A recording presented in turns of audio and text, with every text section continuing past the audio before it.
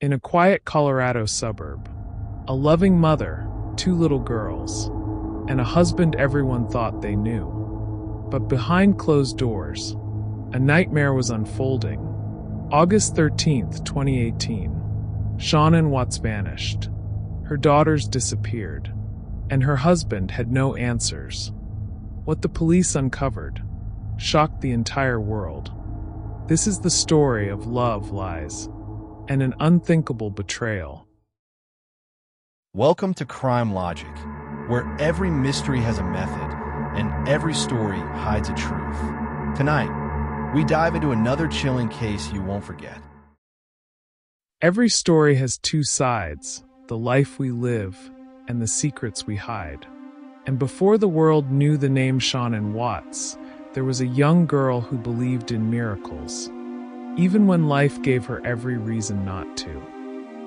Shanann Catherine Razusek was born on January 10, 1984, in the quiet town of Passaic, New Jersey. To her parents, Frank and Sandra, she was their miracle child, a bright-eyed little girl who giggled loudly, dreamed fearlessly, and believed love could heal almost anything. But from a young age, Shanann's life was no fairy tale.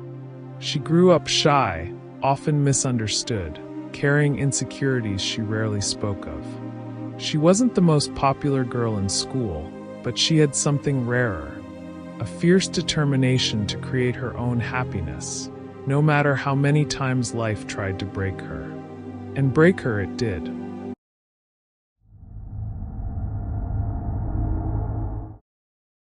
In her early 20s, Shanann thought she had found the one. He was charming, attentive, and promised her forever. For a while, it felt like the beginning of the happily ever after she had always dreamed of. She married young, believing love was enough to weather any storm. But soon the cracks began to show. Behind closed doors, the relationship grew strained. Financial struggles, constant arguments, and a growing emotional distance pulled them apart. Shanann tried to hold it together, but it was like gripping sand. The tighter she clung, the faster it slipped away. By her mid-20s, she faced a reality she never thought she'd know: divorce. For Shanann, it wasn't just the end of a marriage. It was the collapse of the life she had planned, the future she had built in her head. Nights were long and quiet. She battled depression, questioning her worth, questioning everything she thought she knew about love and loyalty. And just when it felt like the world had given up on her, life threw her another curveball.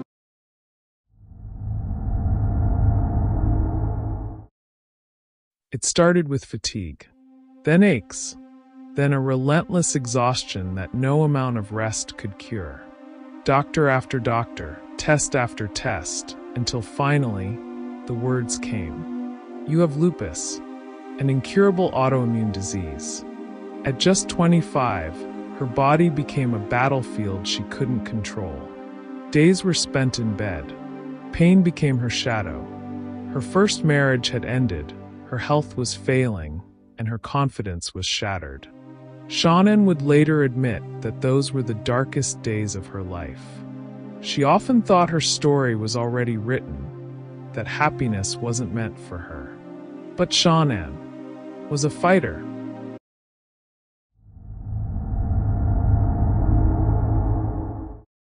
One day, while scrolling online, she came across a listing for a house in Belmont, North Carolina. It was bold, impulsive, and wildly out of character, but something inside her whispered, "Start over." She drained her savings and bought the house on her own. For the first time, Shanann was building a life by herself. For herself. "I thrive when people tell me I can't," she once said in a Facebook Live. And she meant it. She focused on her health. She took on a new job.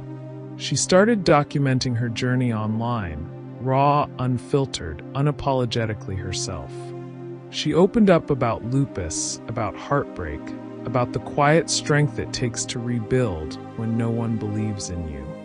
And then, one seemingly ordinary day, a friend nudged her toward someone she thought Shanann should meet. His name was Chris Watts.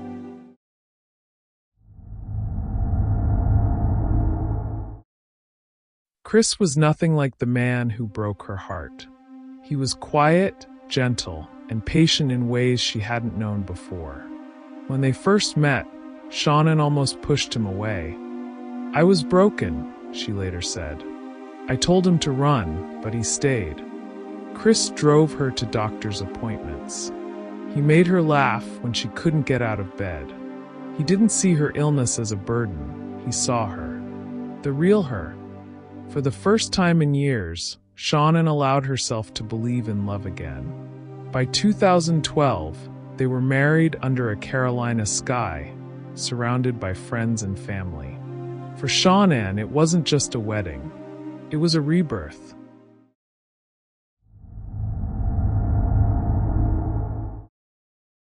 Two years later, she became Mama.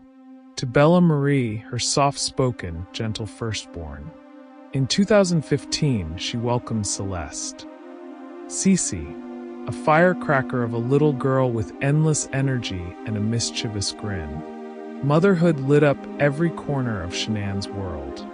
Even on her hardest days, battling lupus flare-ups, exhaustion, and financial stress, her girls were her strength.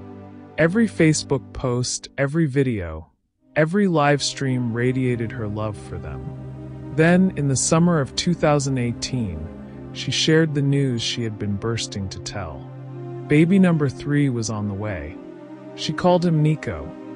She couldn't wait to hold him.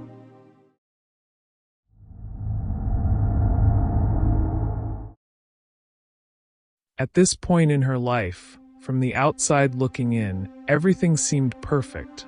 A loving husband, 2 beautiful girls, a baby on the way, a thriving social presence, and growing success in her wellness business. But perfection has a way of hiding shadows. And in Shanann's story, the darkest shadow of all was already at her doorstep. If only she knew, the person she trusted most would one day shatter everything she fought to build.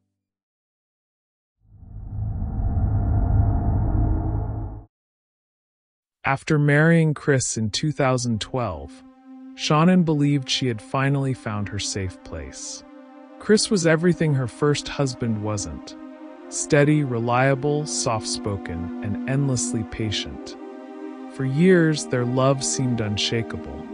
They carved out a life together in Frederick, Colorado, where they bought a charming 2-story home on Saratoga Trail. White fences, green lawns, quiet streets. It was the kind of neighborhood where people waved to each other from their driveways and kids rode their bikes until sunset. On Facebook, Shanann's life looked picture perfect. Family photos, playdates, sweet videos of Chris dancing in the kitchen with Bella, smiling snapshots of Cece covered in ice cream, posts about how lucky she was to have the best husband in the world. But behind closed doors, not everything was as perfect as it seemed.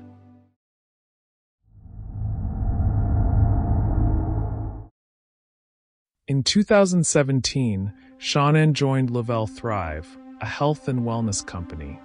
She was passionate about it, not just for the income, but because it gave her purpose. Despite her lupus diagnosis, she thrived by helping others feel better, healthier, stronger. The business brought her success, but it also came with pressure. Long hours, endless calls, sales pitches. Meanwhile, Chris, once deeply involved and attentive, started to fade into the background. He was quiet by nature, but lately his silences grew heavier, colder. Shanann brushed it off at first, telling herself he was just tired from working long shifts at Anadarko Petroleum. But deep down, something felt off.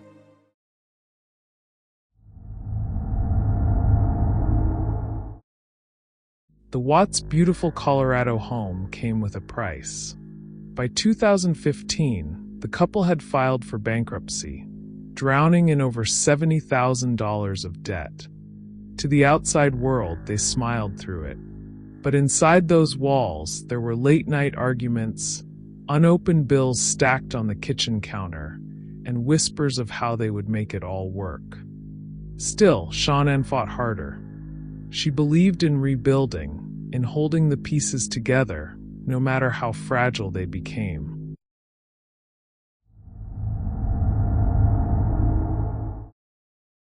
For Shanann, being a mother was everything. Bella and Cece were her entire world. She filmed their milestones, shared their silly dances, and filled her Facebook with their laughter. But lupus made even the simplest days exhausting. Flare-ups left her bedridden sometimes, forcing her to depend on Chris more than she wanted to. And Chris was changing.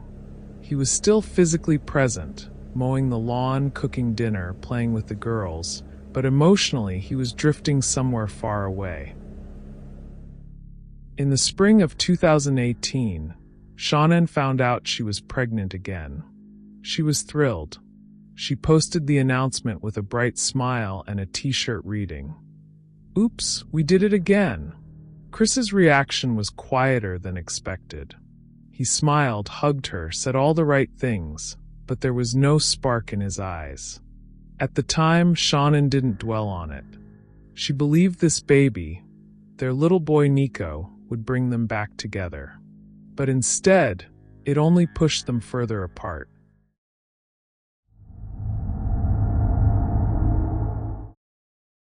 By June 2018, small cracks in their marriage became fault lines. Chris had started working out obsessively, transforming his once soft frame into lean muscle. Shanann praised his efforts online, but privately, she felt something gnawing at her, something she couldn't quite name. She planned a 5-week trip to North Carolina that summer with Bella and Cece. The girls would spend time with their grandparents, and Shanann hoped the distance might rekindle Chris's affection. But when she called, when she texted, Chris was distant, flat, emotionless. He barely said, "I love you." He stopped sending goodnight messages. She confided in friends, telling them she feared he was pulling away. What she didn't know, what no one knew yet, was that Chris was living a double life.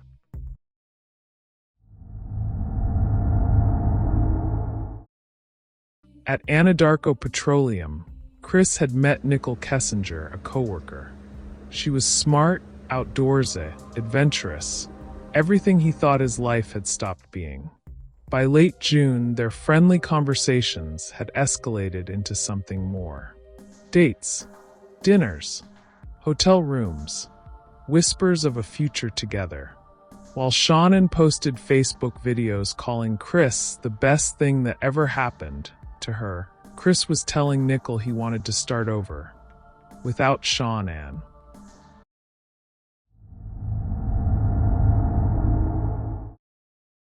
In July, while still in North Carolina, Shanann noticed Chris becoming more detached than ever. She texted him long, heartfelt messages. "I don't know where we went wrong, Chris. I feel like I'm losing you, and it's breaking me." Chris's replies were short, distant, almost mechanical. By August, Shanann's unease had turned into gut-wrenching fear. She felt the man she loved slipping away, and she was powerless to stop it. Sometimes, monsters don't hide in the shadows. Sometimes they sleep right beside you. The sun dipped below the quiet streets of Frederick, Colorado, painting the sky in soft shades of orange and gold. Inside the Watts home, everything looked normal, but nothing was. Shanann returned from a business trip in Arizona late that evening. She was exhausted but hopeful. She had planned to sit down with Chris, to talk, to fix things, maybe even to save their marriage. Chris was already home. He greeted her with a hug that felt empty. No warmth. No spark. Later, Shanann texted her friend Nicole Atkinson. "We're going to talk tomorrow. I'll let you know how it goes." Nicole sensed something in her tone, a quiet desperation she couldn't explain.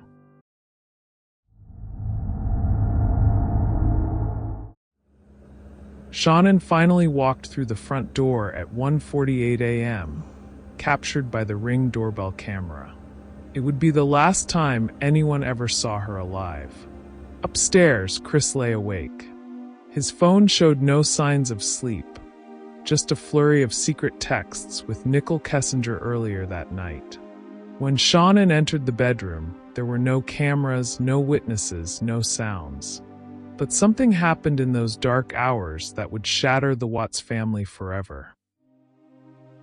At 5 a.m., Chris quietly prepared for work.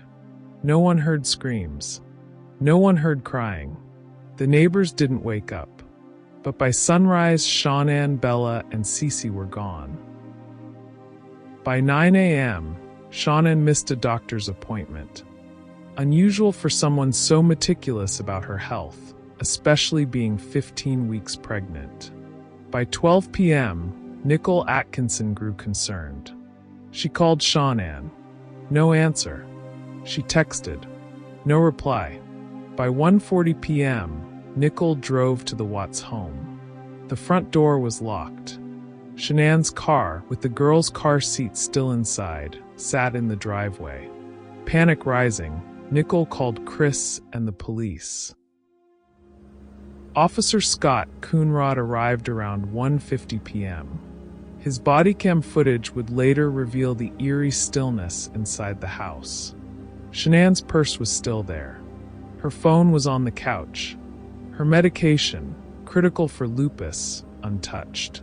Chris arrived shortly after. He was calm. Too calm. He paced, offered explanations, fiddled with his phone. Nicole whispered to police. Something's wrong. She wouldn't leave without her girls. Chris gave interviews to local news stations, pleading for his family's return. Chris, on camera, flat. Shanann, Bella, Celeste, if you're out there, just come back. This house isn't the same without you. To the public, he seemed composed. To investigators, his calmness was chilling. That same day, detectives learned that Chris had a girlfriend, a fact he hadn't mentioned.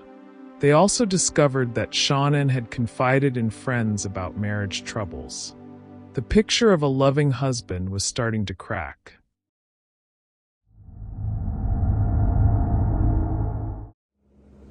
Detectives invited Chris to take a polygraph test. He agreed. Before starting, the examiner leaned in and whispered, "Chris, anyone who fails this test is automatically considered guilty." Hours later, he failed. Detectives confronted him, pressed him, pushed him. He asked for his father to come, and he will tell the truth. Finally, Chris broke, but not completely. He claimed he had seen Shanann strangling the girls, and in a fit of rage, he killed her. But the truth was much darker. They argued in the bedroom.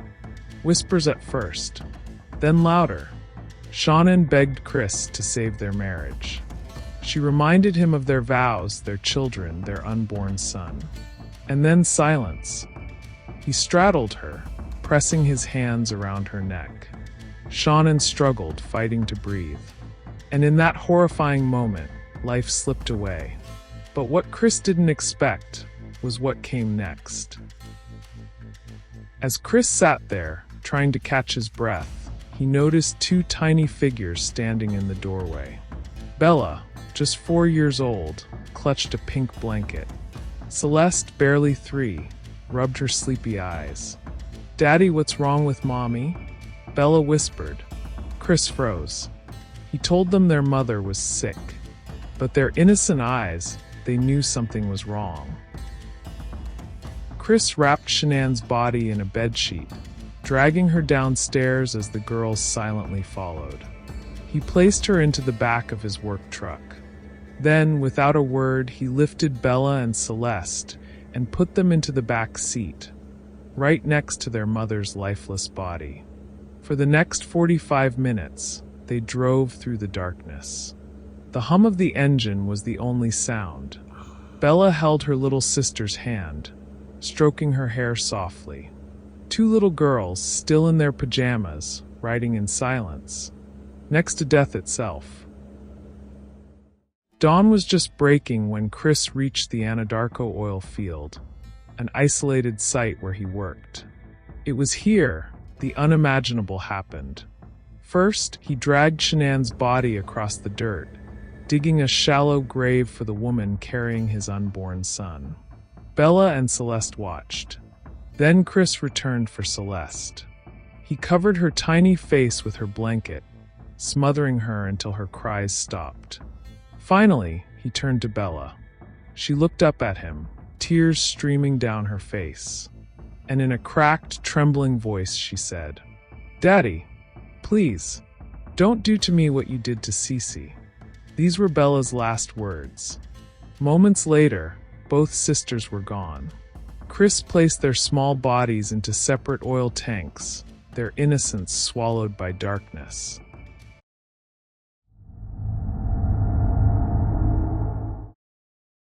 Chris Watts was arrested and charged with 5 counts of first-degree murder, unlawful termination of a pregnancy, tampering with a deceased body. He waived his right to a trial. In November 2018, he was sentenced to 5 life sentences without the possibility of parole.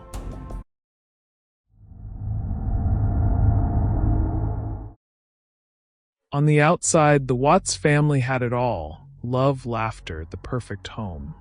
But behind the curated smiles and Facebook posts, a storm was brewing. One born from secrets, betrayal, and a heart turned cold. The Watts house still stands on Saratoga Trail today. Neighbors pass it in silence. No one waves. No one smiles. Because everyone remembers what happened inside those walls. If you enjoyed watching this thrilling crime story, don't forget to hit the like button and subscribe for more videos.